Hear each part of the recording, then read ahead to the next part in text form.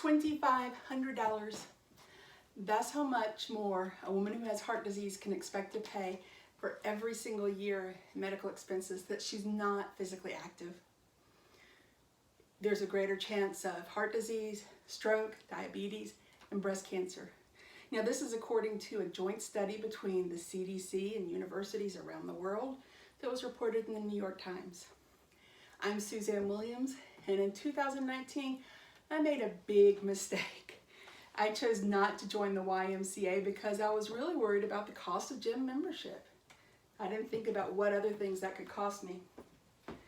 Led to a knee injury, cost me over 6 months of my life in 30 weeks of physical therapy, doctor's appointments, x-ray, MRI, ultrasound to make sure I didn't have blood clots, and one very memorable trip to the emergency room riding an ambulance. When you're disabled, an older woman, staying active, staying fit is a real challenge. But we're going to look at 3 ways that we can address that challenge. We're going to look at recommendations that we need to set our goals on, how to change where we are, adapt those goals to fit the current situation, and finally, look at some motivation. How do we stay active when we don't really feel like it? First, let's look at our goals. Move more and sit less. It's that simple.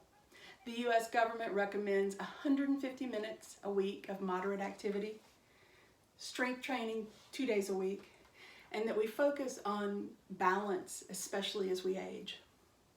What counts as moderate activity? Well, my physical therapist, Ellen Reynolds, Care Partners, had an answer to that.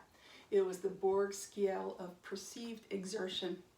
What that means is moderate activity means it's somewhat hard. Our heart speeds up, our breath gets a little faster, but we don't get out of breath. Our muscle groups that we need to focus on every week are our legs, hips, back, my favorite, the belly, chest, arms, shoulders.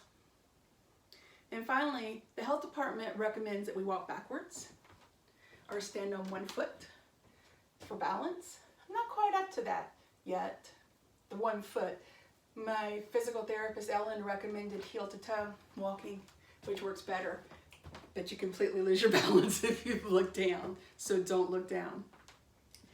As far as adapting our exercises, aerobic exercises have the following components: intensity, frequency, and duration. Strength exercises add the number of reps and the number of sets.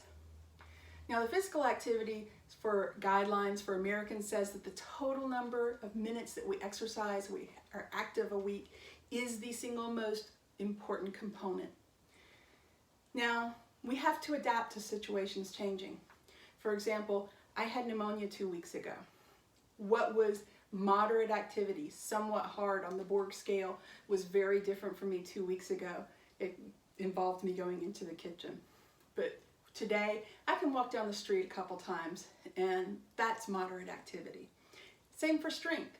I have different intensity requirements between my knees because one of them is sustained an injury and I have to make sure I don't re-injure it. Ellen says for things like that, it's important to pay attention, not necessarily to pain, although that's important, but what type of pain. If it's something that goes away shortly after I exercise, it's probably just me working muscles that are not used to being worked. But if it stays for days or weeks, I need to rethink that, back off from one of the components and see what I can do. And again, as we're exercising and increasing our capabilities, add 1 component per week. Give our bodies time to adapt to make sure that we're not going to hurt ourselves by increasing what we're doing. Finally, let's look at motivation. Now, I've been in a situation where I had everything planned, I was ready to go, carpool was ready, and somebody had IBS, they couldn't go in the pool, somebody else had an emergency doctor appointment, and I wound up staying at home. So that begs the question, do we control our lives, or does it control us? Now, Kimberly Benura is a yoga instructor and fitness consultant, and she discusses this as locus of control in her video series, How to Stay Fit as You Age. Internal is more likely to give you adherence to a regular exercise program, an external locus of control, believing that the world has power over us, that our life controls us, leaves us feeling powerless to make change. So belief is an important factor, but there are other things we can look at too. We can make alternate plans for when things fall through. We can make sure our accountability is not tied to that carpool. And always remember, doing something is better than doing nothing.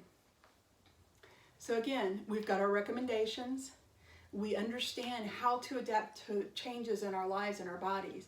And we have some ideas, especially internal ideas on how to stay motivated. Now, move more, sit less.